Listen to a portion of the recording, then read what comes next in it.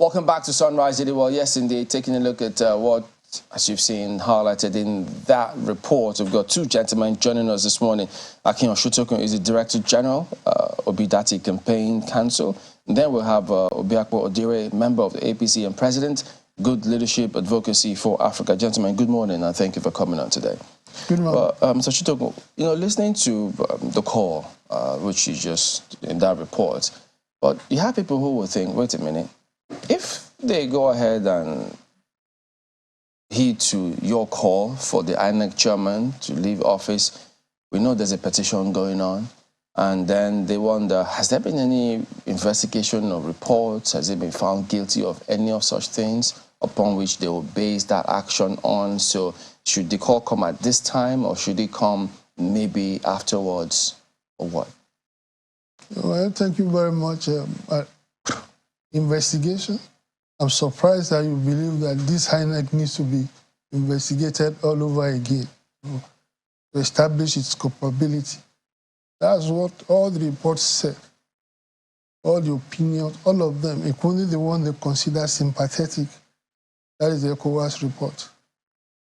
If INEC, and especially the chairman, is guilty of all those things, you go over them all over again. What more investigation do you want? INEC itself even gave evidence against itself. They had our hope, they raised our hopes to high heavens on beavers and IRF. The first thing that will happen on election day is for INEC to report that there was a glitch. But what did I spend billions on and then donations from outside? Look, I've always asked the question that, was assuming what they are saying is correct, was it not anticipated that there could be a glitch or a technical fault, in which case you then have a fallback option? You didn't hear of anything like that. Months to the election, even weeks, it was common sight to really see the INEC chairman and the Public Affairs Commissioner pontificating on how they are going to give us the best elections because of the usage of Vivas and IRF. Right? What happened? I don't know if it's possible. What I believe is that it was a deliberate sabotage. If anything like that happened, my team that was hosting them didn't report any glitch on February 25th. And we didn't even establish that fact, that there was no glitch. So you're telling me that what more investigation do we need to come to the conclusion that INEC needs to be sanctioned? I just don't know. These issues you've raised are the issues largely that are before the tribunal. So is it that you don't believe that the tribunal will do a good job? Not at all. Look, I've only asked for that of the chairman and his Public Complaints Commissioner. INEC has already given its evidence, its witness testimony at the court. So that phase is passed. The tribunal doesn't need them again to come and do anything. Look, the performance of INEC at the proceedings, further confirms the problem that this country has. The standpoint of INEC in those proceedings, because I make it a point of duty to go there daily, was that the electoral law, right, gives them the discretion, whatever it is, to bypass either Beavers or IRF and report manually. In other words, condemning what is supposed to be an aid to the performance of his functions. Right? This is what they have been saying at the court, supported by the other respondents, saying essentially, look, take your eyes away from this. Don't put emphasis on Vivas. this can happen, this can. In any case, the electoral law did not limit them, did not constrain them to the use of electronic devices alone. Now, 300 billion down the drain of Nigeria's money. Millions of dollars from the international community. This is what you get. Right. So I don't know if when we want to talk about investing, I don't see any. Oh, look, they themselves in the feat of escapism, they are making a scapegoat of their resident electoral commissioner in Adamawa State. What has he done that they have not done twice? Okay, so what I want to know is this, because some people will say accountability is one thing. I mean, we can ask for accountability. So much money has been spent. What was promised versus what was delivered. But if you're asking for prosecution, what you seem to be delving into is the realm of criminality. I don't know if you agree. Yeah. In this instance, what exactly will be the offense? What exactly will the INEC chairman be charged for? Well, sabotage. Look, in any case, you already mentioned the fact that the money they spend or claim to have spent, they should account for it. So that's a crime. If they have misused the money that they have spent, it's a crime. Or all the things, if they are guilty of all those allegations that are leveled against them. No, you haven't put an if in it. You have simply... No, listen. There's no point in me putting if. We are asking you for what the basis. So I'm giving you the basis for that. That almost all the observers to the T, including media, including the General Situation Room observer of Nigerians, came to the same how more or less INEC sabotaged the of the elections. I'm sure you will have, when they come, they tell you there was the main witness at the tribunal, the IT director, one Dr. Bayodi. First, he's a pastor as well, a redeemed pastor. He refused to swear on the Bible. He said he doesn't want to swear on the Bible. Secondly, he doesn't want to be referred to as pastor. Right. So you see, the thing that what INEC represents, unfortunately, is typical, in what has become the systemic crisis of Nigeria. See, it seems as if we have rogue agencies. Nigeria is, encircled. But where do you break this vicious cycle? Yesterday, there was a statement by the Vice Chancellor of the Ahmadu Bello University, Professor Kabiru Baya. He said his colleagues, who were used as returning officers, he said he shivered when they were telling him, almost boasting, of how they read the elections. I have it here in quote, so if you are interested in it, this was what the Vice Chancellor of ABU said. So if professors are doing this, so if gold can rust, what does iron? And so where are you going to break the cycle? Where? Well, Dr. Bire, I mean, you've heard such token submissions about the impressions. Yes, we also have been privy to that EU report, which I'm sure you might have also seen. So what do you make of this? Thank you, Chamberlain. You see, when certain things happen, people go around them. The election was conducted across 170-something polling units, 1,000 polling units. Now, the EU report, the coverage of that report percentage is insignificant. So coming up with that kind of reports concerning the general elections. Now, I understand the point of Labour Party. I understand the point. But the issue is very simple. This same INEC conducted elections where they got over 6 million votes. This same INEC conducted the elections where they swept the entire Southeast and some places in this country. Now, take a look at it.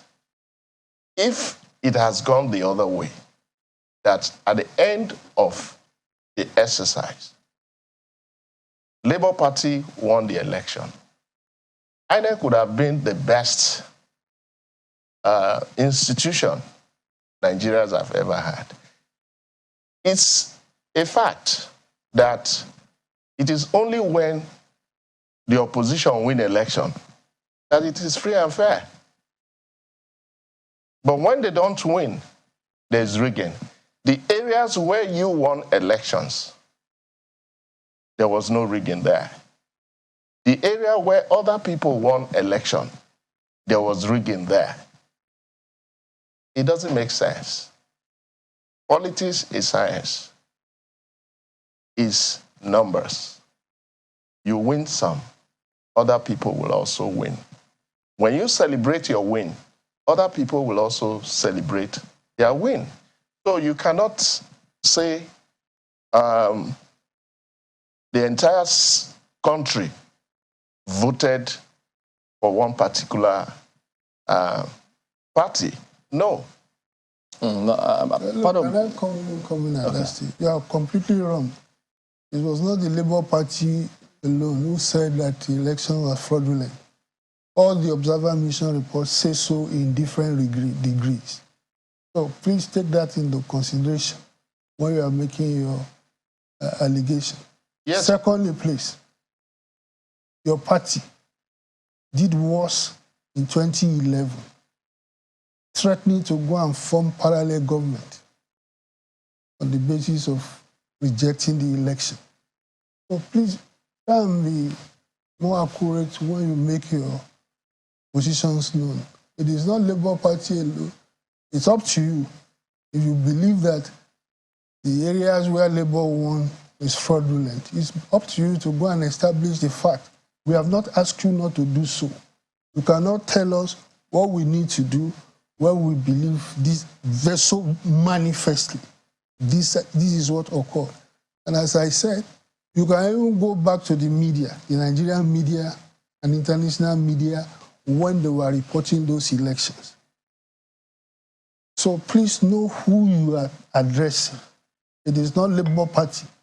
You are addressing the international communities who sent the observers, and they came down with that report.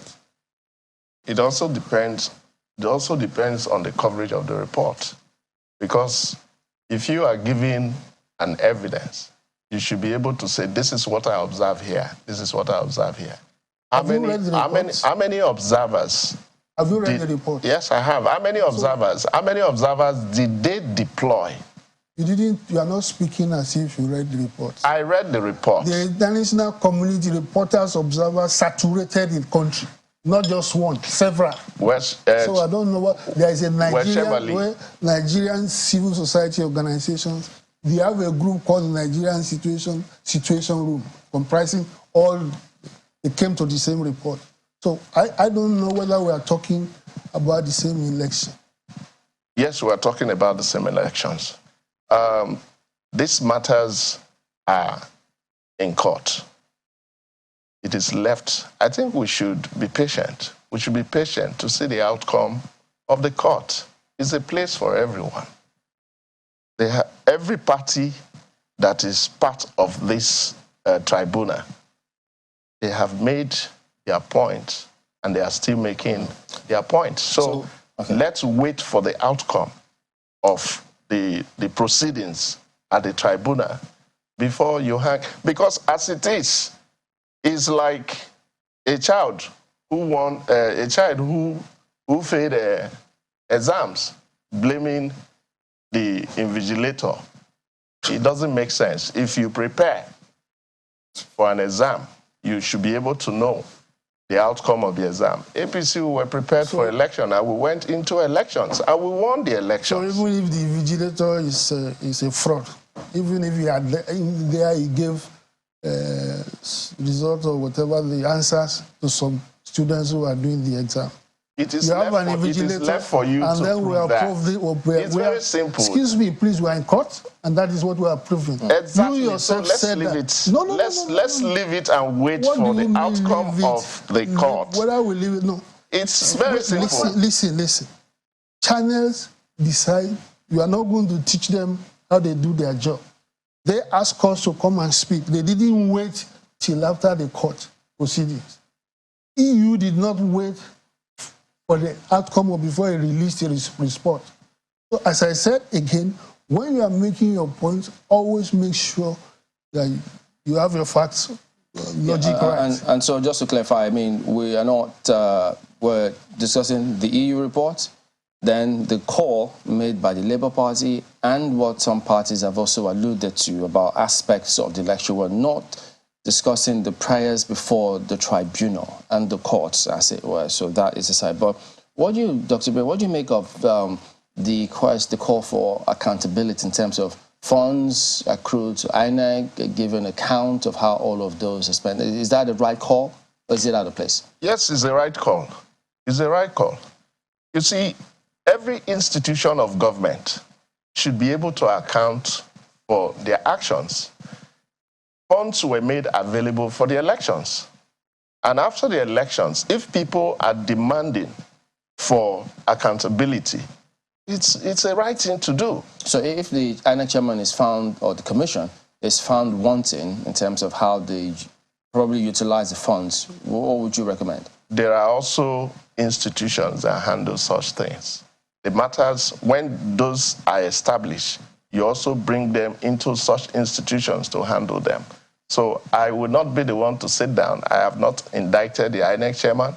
I have not seen what he has done wrongly. But if you see what he has done wrongly, or you feel or believe that something happened, after accountability and is indicted, yes, the law should take its course. It's as simple as that. So what I want to know, Dr. Bire, is you say you've not seen anything that the INEC chairman has done wrongly, but do you agree that INEC did not live up to the promises which it made prior to the elections? Yes, the INEC makes some promises, right? And they also have reasons for why some of the promises did not fly. They are there. Are you content with those reasons because your candidate won and that's fine by you? That is not it. That is not it. It's not because my candidate won. We won because we were prepared to win election. We all went out. I won my word for my president. Every other person do the same thing. It's a very simple thing.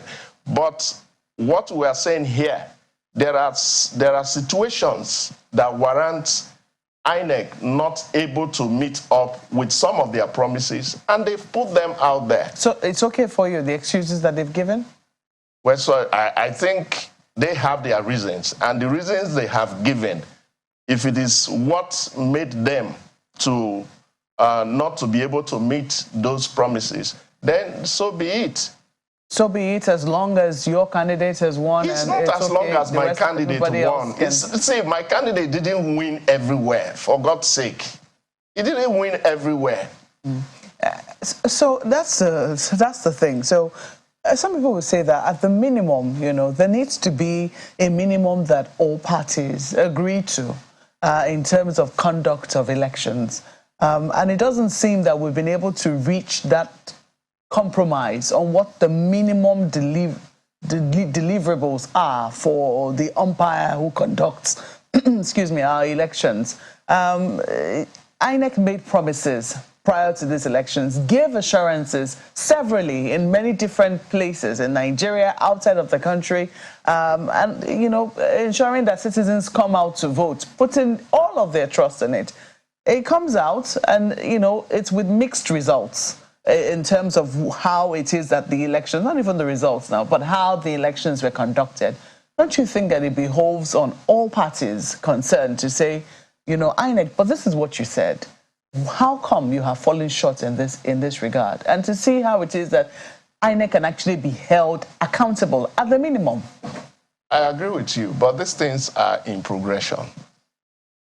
The INEC of 10 years ago is not the INEC of today. There have been some progress in everything as regard to conducting elections. It's just like, let me liken it to you having an MTN line and you promise to call me at 7 a.m. And as at 7 a.m., your phone, the network vanished. You couldn't call me. Oh, but you promised to call me. So what happened is, oh, sorry, I didn't have network on my phone. I should believe you. We should leave those telcos out because there's more technical scenario. No, I'm just saying, I'm just trying to make you understand. Before we bring our colleagues in Lagos to ask both of you questions, I think part of the trajectory Mark was trying to highlight also is that when you say there should be a progression, shouldn't there also be a progression on the part of leadership, presidents of this country? Because we all remember, even some of your party people also refer to it in some points. Former late President Yaradua said, yes, I won. But the process that brought me was not good enough. And so he put up a committee, waste panel, is there. So shouldn't that also be the kind of narrative? Would there be anything wrong if this president says it's towards the same line? Yeah, there will be something wrong because we worked for this election and we won the election. So I will not tell you that election that we won squarely, we should come and say that, oh, we didn't win the election. No, we won the election. We won this election. Yeah, we worked for it and we won the election. So it's as simple as that. In other words, we cannot come whatever else happened, whether rightly or wrongly, it doesn't matter. No.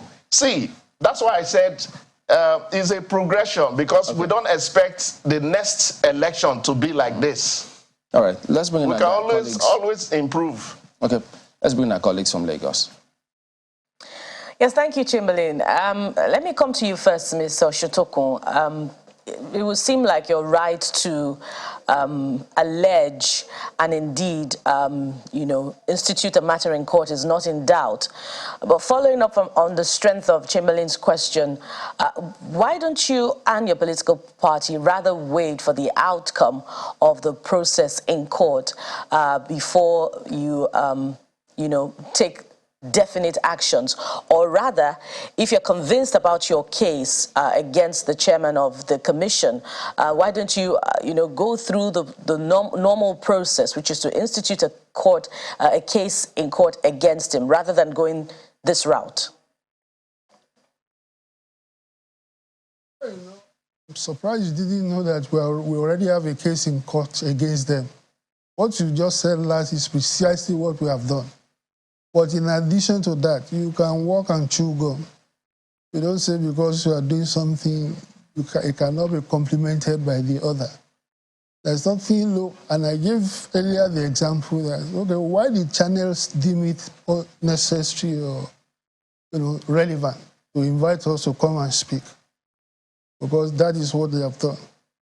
So it's not, the fact of, I heard the other speaker talking about progression. What I've seen is retrogression.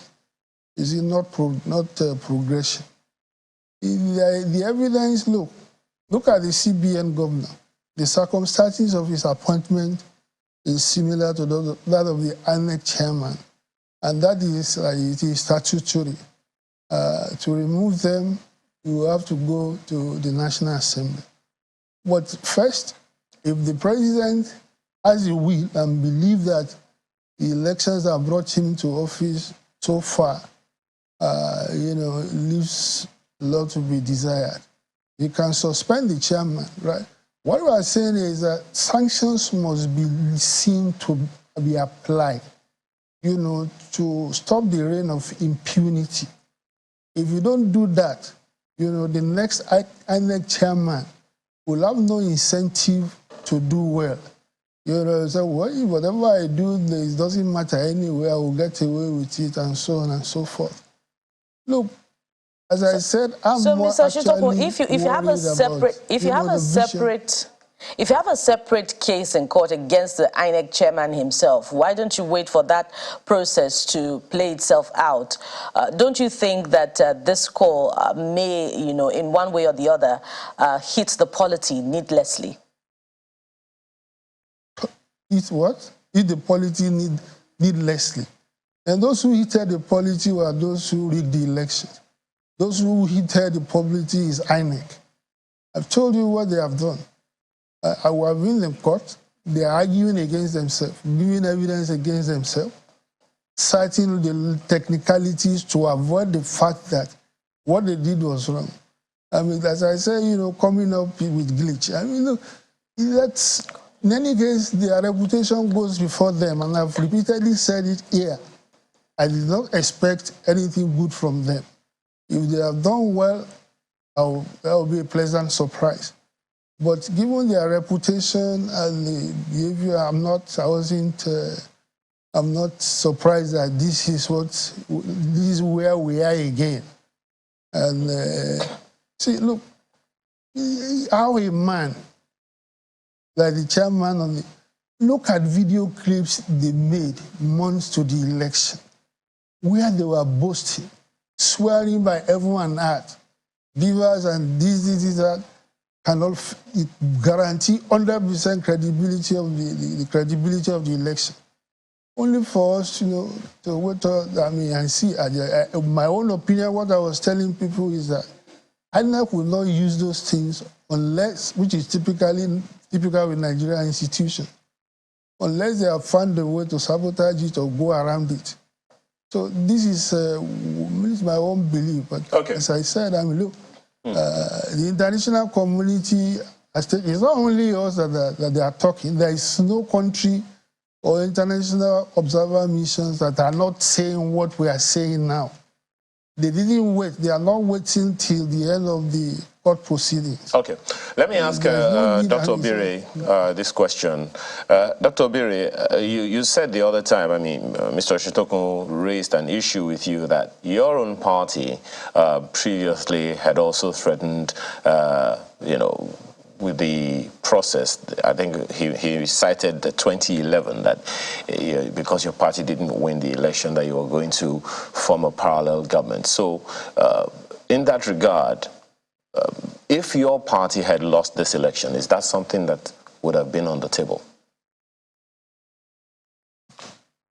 Thank you so much. Failure is an orphan. And we know what it is when you don't meet your expectation in some certain contests. We never saw APC losing this election because I have always, and we continue to maintain that we work for the election. We mobilize people to vote. And if going back to your question now, 2011, APC lost election. If this election has gone the other way around, sorry, ACN, exactly. Now, if this election had gone that way, and we are sure that we actually lose the election, we will take the defeat.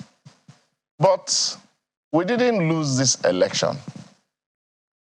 I said something earlier that supposing Labour Party won this election, are we going to be saying all this about INEC Are they going to come out to say that? Just 1 second. It's in the nature of politicians. Pardon me.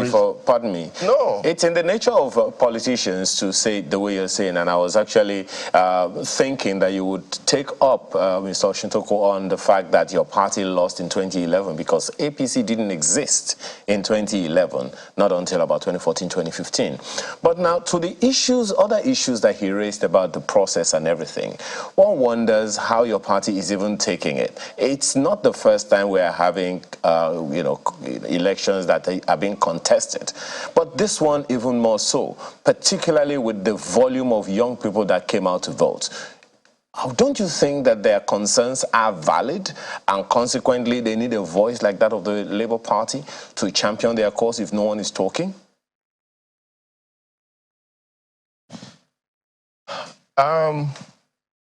When you talk about the youths, it's as if the entire Nigerian youths were rooting for Labour Party. It's not true. APC alone, we have more than 10 million registered members who are youths. Are you telling me that these people voted for those who voted, they voted for Labour Party? It's not true. So, the president... Sorry? 10 million members who are youths. Yes, we have up to 10 million members who are youths. Because the entire vote for the APC presidential election, see what I'm telling you here was 8.7 million. Listen to me. Listen, what I'm saying. These are registered members of the party. They may not all vote during the election. It's not possible. No, because you said 10 million members who are, in other words, youths alone are 10 million members. Listen to me, yes. But what I'm trying to tell you here is that it doesn't reflect on who votes on election day. Some people may not vote on election day. Okay, well, all right, my colleague Ayo still has the floor. Yes, I do. Thank you. I'll come to you, Mr. Oshintoko. I'm actually coming back to you now, Mr. Oshintoko, on this one. Now, a number of things that you have raised, indicate that, the elections didn't really go the way it ought to have gone. And, a good number of people will agree with you. Since 1999, we haven't had any election that would say it's completely free and fair. Every one of us, there is a consensus generally that the freest and fairest election we had was 30 years ago. The question is actually for Mr. Oshintoko. So I'm just asking you this question, Mr. Oshintoko. To what degree then would you say that the 2023 elections was flawed? To what degree, or is the basis of your concerns about the process of the election only based on the reports of the observer missions? To what degree does the LPPCC say that the elections of 2023 was flawed? Well, let me first correct the reference I made to the position of APC. But, in 2011, those two parties were the legacy, what we call the legacy parties that coalesced to form APC. Second, the reference I made to them was 2015. They were actually threatening to form a parallel government should INEC not announce them as the winner of the election. So back to your question about the level, the magnitude of what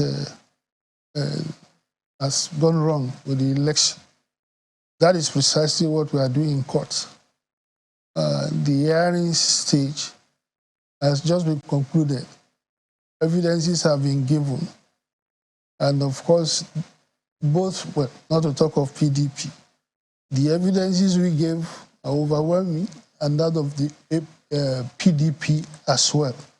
So if you have that kind of evidence, to a large degree, I would tell you that INEC has...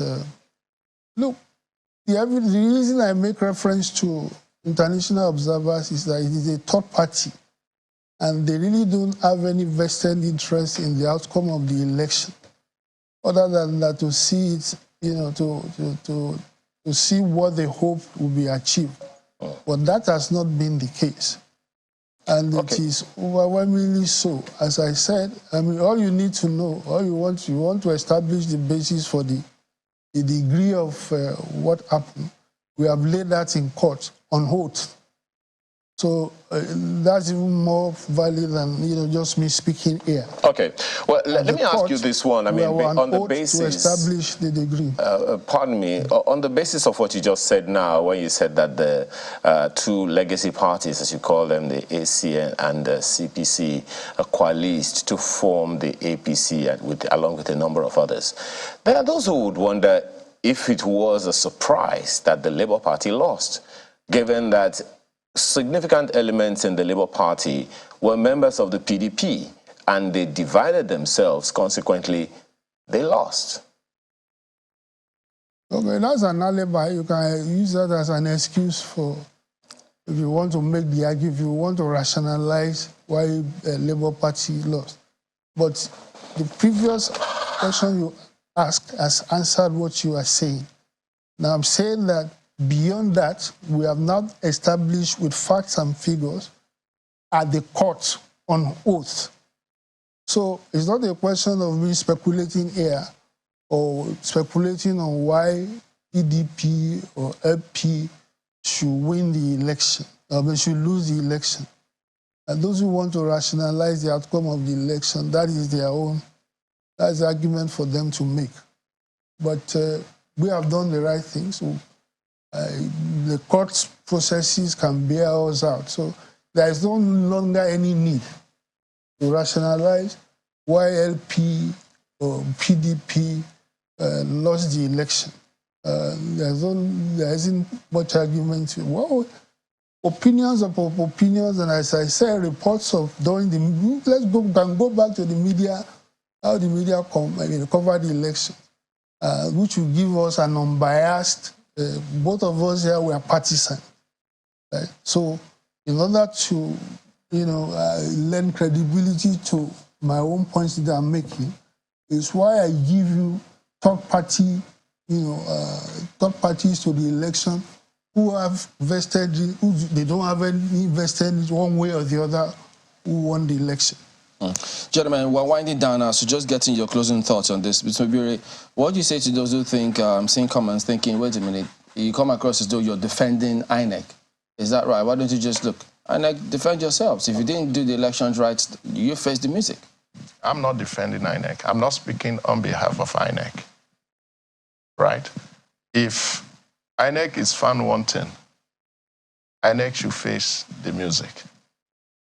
I am not in any position to speak on behalf of INEC. But I am just saying, because my party, the APC, participated in this election conducted by INEC. This is why I am making reference. If not, I am not speaking for INEC. Okay, because when you spoke about when those the facilities for the viewing of the presidential election results didn't come through, and it came through for the other elections, people thought, wait a minute, that is one of the bone of contention where people felt hugely disappointed that you seem to have defended it. Well, that is left for INEC to explain.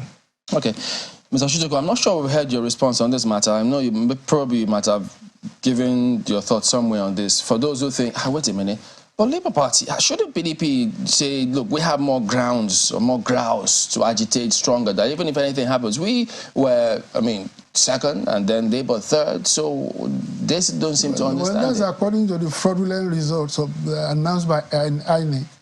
If you ab initio, we are contesting that result.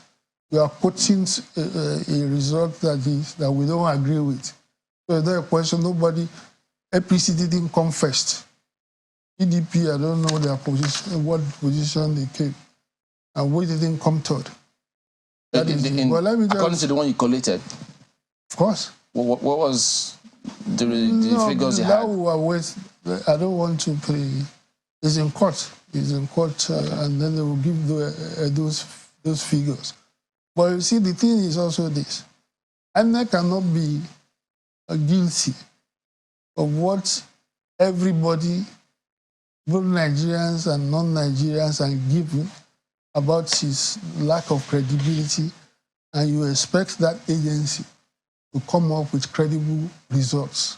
It is a contradiction in terms. There's no way a thief, an established thief, will not logically be expected when they are in the situation of doubt. It doesn't give the benefit of the doubt to the thief. There's no way everybody, all what we are saying about INEC, if it is true, then it has implications for the credibility of the result that they announced. Okay. If being the conditional clause, you were going to say something? Yeah, I mentioned to you, if you look at our registered membership of APC, it's about 41 million. Oh, okay. Well, and 10 million of that is made of youths. That could take us on a separate time, just to show you can see what, the 40 million? Institutional fraud. He mentioned 10 million before. The total number of votes won by their president is 8-point-something million. So 10 million youths. Exactly. Now he's talking about registered 41 members. Registered members. So out of 41 registered members, only 8.5. You can see what we are saying. We can't begin to ask them who did the other people vote for. So we'll leave it at that, gentlemen. Akim Shitokun, DG Obidati Campaign Council, and Obiakpo Obire, member of the APC. Gentlemen, thank you for coming on today. So.